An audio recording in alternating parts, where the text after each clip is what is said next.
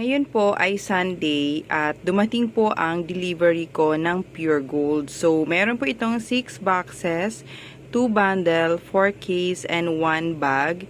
Plus, meron po siyang tatlong Coke na 1.5 at saka yung C2. Yun po yung inclusion ng 4 cases.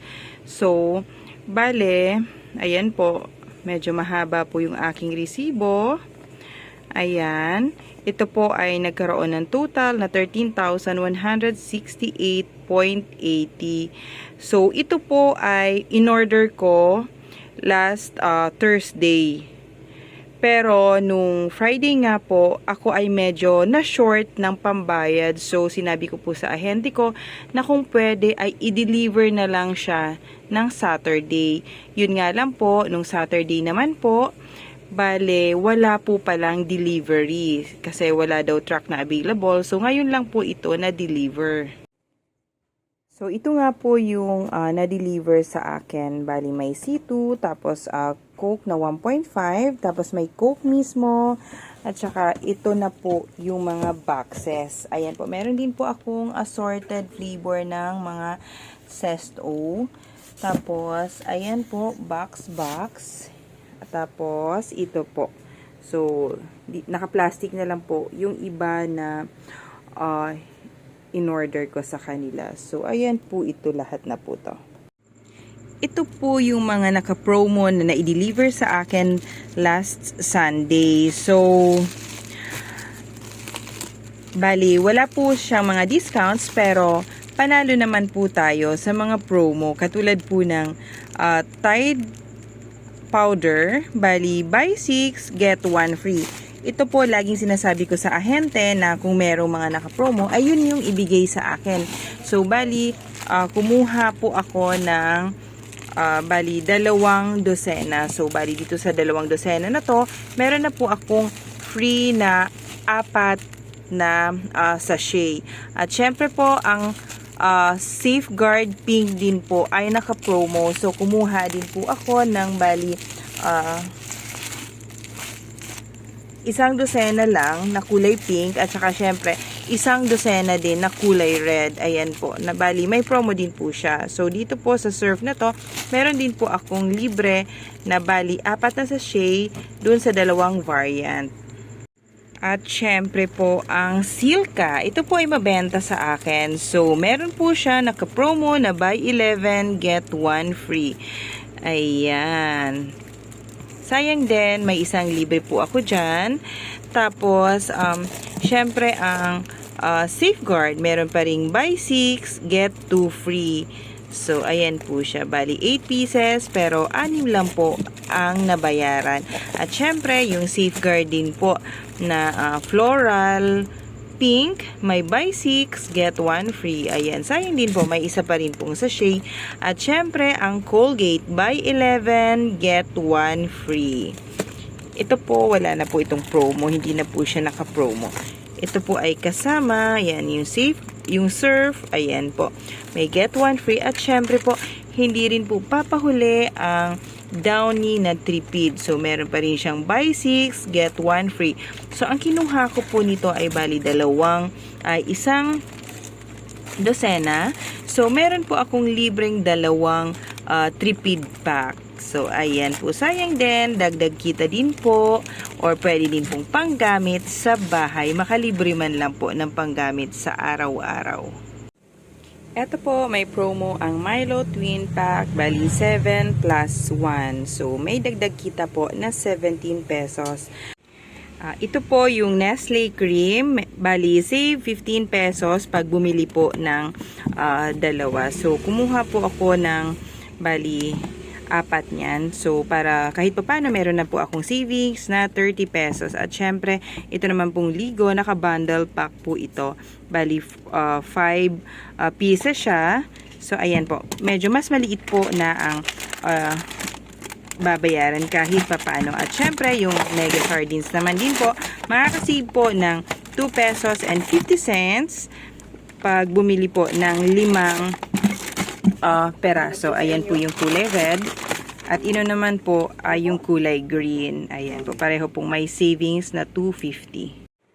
Ayan po, naka-promo ang Birds 3, bali naka-buy 10 and get 1 free. Bali 2 ties po yung binili ko. Ito po sa 2 ties na to, may libre na po akong 2 sachet. Ito din pong Copico Brown. Ayan po, naka-promo po siya. Buy 10, get 1 free. So, may savings na 13 pesos. So, kumuha po ako ng 2 tie. Ayan po. Ito naman po ang Beer Brand Swag. Ayan, buy 2 ties, bali save 9 pesos. So, kumuha din po ako ng 2 bundle nito. So, nakasave ako ng 18 pesos. At syempre, ang aking magic sarap. Ayan po. Bali, buy 2 ties at meron din pong libre na bayong. Ayan po. So, napakalaking tulong sa akin itong bayong na to. Kasi tuwing ako'y namamalengke, yan po talaga yung ginagamit ko. Dahil, napakatibay po ng mga bayong nila na to. So, ayan po, bumili din ako ng 2 ties. So, meron akong 2 libreng bayong. Hello everyone! Ngayon naman po ay ipapasilip ko sa inyo kung paano po ako nagdi-display ng aking mga sitchirya. Ayan po, ito po yung aking maliliit na sitchirya. Bale, hanggang dito po yan sa dulo. So, ayan po.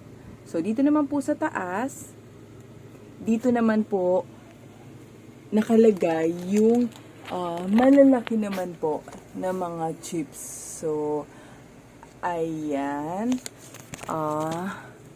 Dito pa po.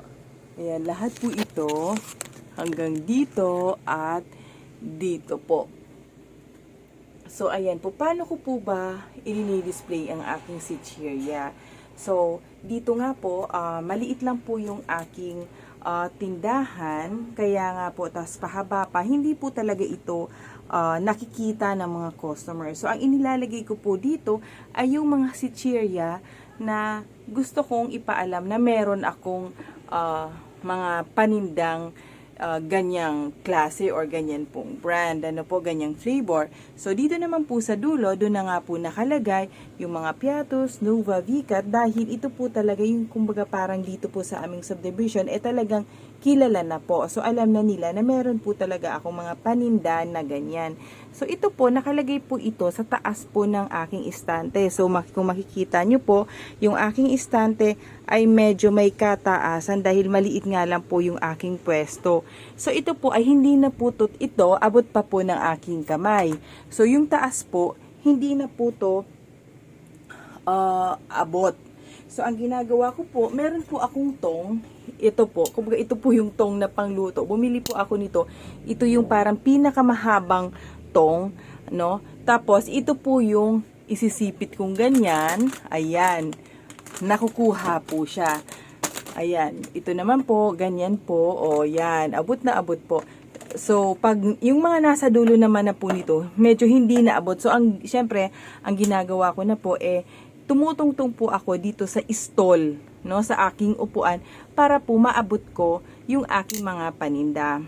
At syempre, bakit po ba dito ko to inilagay sa pinakataas? Fast moving nga po ito, no, yung mga sitchirya fast moving. Tapos dito pa po siya nakalagay dahil nga po ito po ay yung aking pinaglalagyan ay ayan, dati po kasi wala itong ganito, yung harang.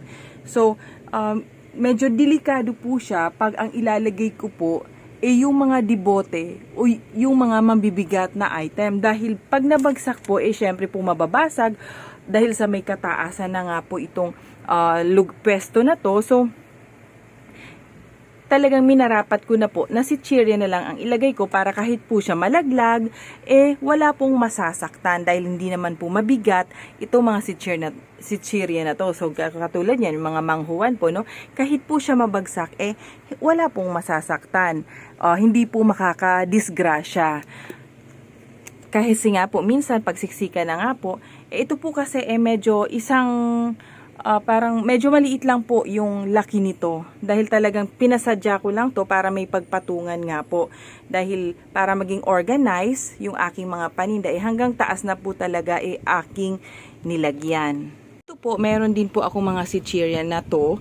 Ayan, kung mapapansin nyo, yung mga katulad yung dalawang peraso na lang po or ilang peraso na lang po, dito ko na po siya nilalagay. Ayan po, ang ginagamitan ko na lang po siya nitong pong pin. Ayan, so dito po, nakalagay din po dito ay yung tortillas na kulay red at nabenta na po para kahit papano, nakikita rin po nung aking mga customer na ay meron pa pala ditong mga Sitchieria. So ayan po, basta ingat lang din po sa pagpipin dahil baka mamaya mabutasan mismo yung loob. So dun lang po talaga sa pinakadulo yung pagpipin para hindi po maapektuhan yung loob na mga chips. Ay, dito din po, meron pa po ditong mas maliit na pwesto. So minarapat ko na din, nalagyan na rin ng mga Sitchieria. Sa pagbili ko naman po ng mga Sitchieria, actually 5 piraso lang din po yan. Tapos yung mga, kumbaga para may mga bagong chips na kailangan ko lang i-introduce sa mga customer ko, 2 piraso o 3 piraso lang din po para kahit papano, lagi pong bago yung aking mga Sitchieria kasi mahirap na din po yung magkaroon tayo ng mga expired na mga chips. So, ayan po. Ito din po ay yung mga commonly na talagang hinahanap lang din sa akin. Yun ang aking mga binibiling Sitchieria.